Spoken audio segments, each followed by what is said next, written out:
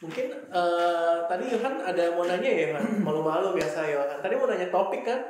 Oh iya. Skripsi biasa Yohan suka malu-malu dia.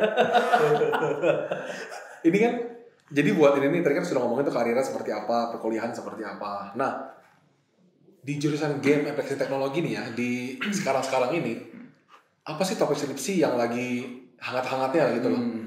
Jadi ada dua deh. Yang pertama yang lagi hangat-hangatnya apa, dan yang apa ya, yang paling susah deh, yang pernah dibuat gitu sama anak game. Jadi yang menurut Koco paling susah mungkin boleh susahnya itu maksudnya paling kompleks, paling banyak, atau paling unik, paling sukses, atau ya bisa lah kombinasi, pokoknya yang paling, yang the most, sama satu lagi yang paling hangat itu apa sih sekarang?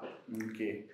Yang sebenarnya yang paling hangat dan paling banyak sekarang diambil itu VR sih sebenarnya. VR ya?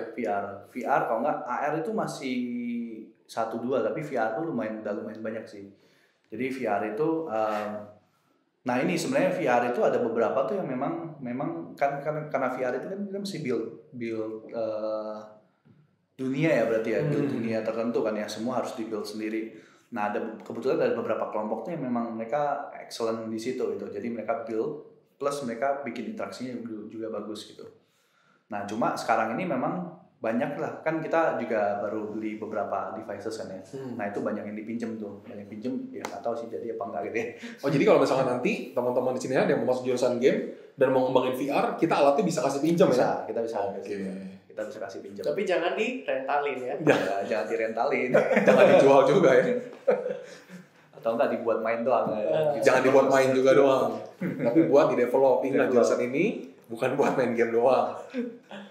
Iya, benar.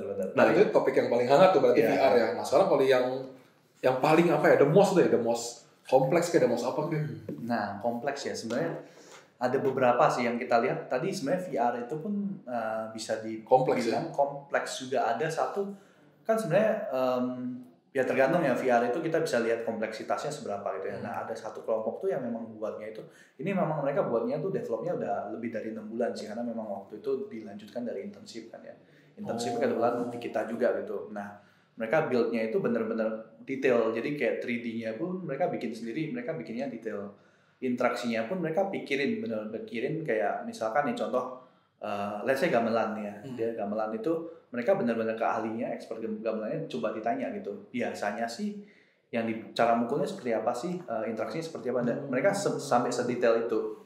Ya jadi itu lumayan kompleks lah. Jadi lumayan kompleks untuk skripsi lah ya. Karena mereka benar-benar pikirin benar-benar detailnya, sampai suaranya pun mereka pikirin ini benar nggak suaranya seperti ini. Ini cara pukulnya benar nggak, harusnya seperti ini gitu. Itu sih yang satu. Nah, yang kedua itu mungkin itu dari segi konten. Yang kedua itu mungkin sama sih. Sekarang ada beberapa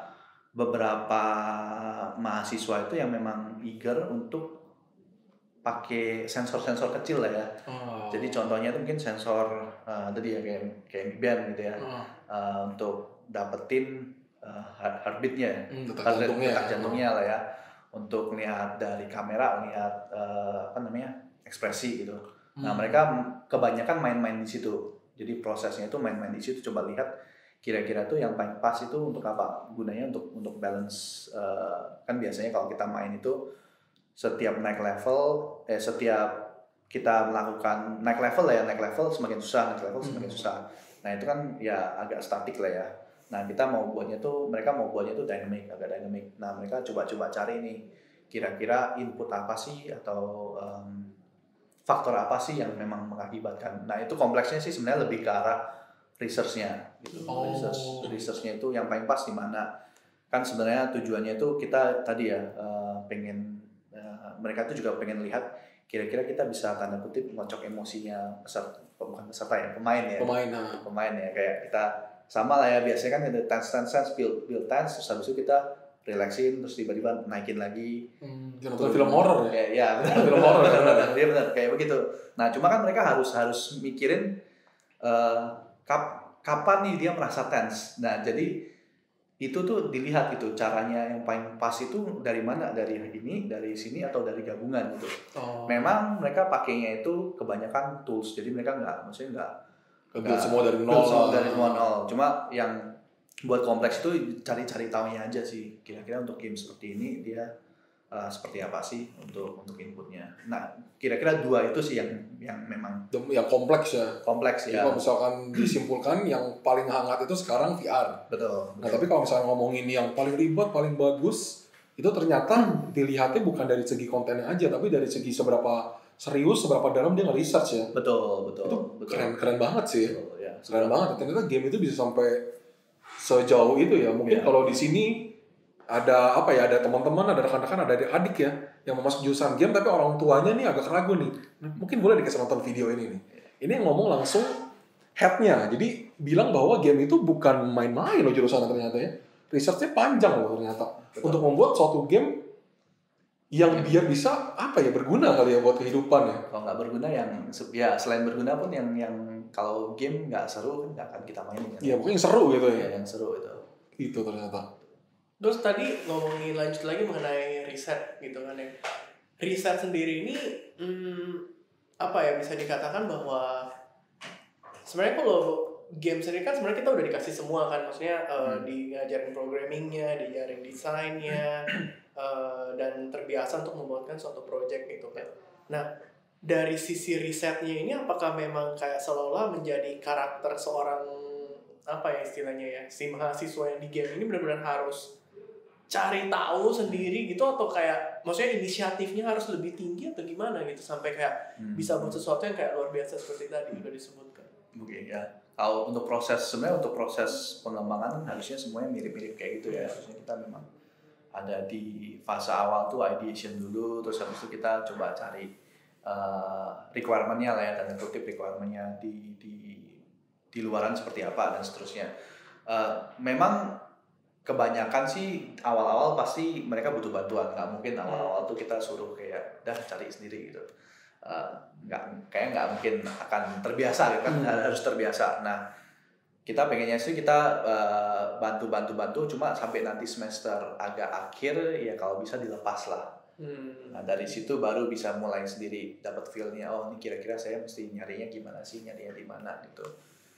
Jadi sebenarnya itu juga konsep itu perlu nggak awal-awal ya, tergantung sih. Kalau ada beberapa orang yang memang udah terbiasa ya sudah gitu, lebih bagus lagi. Tapi kalau nggak terbiasa ya memang kita harus pandu sih. Karena kenyataannya ya pasti nggak mungkin lah kita lepas semester 1 kita lepas misalkan terus habis itu suruh mereka cari sendiri, pasti bingung. Iya. Berarti setidaknya mereka sendiri ini udah diberikan istilahnya kebiasaan kali ya. Yeah.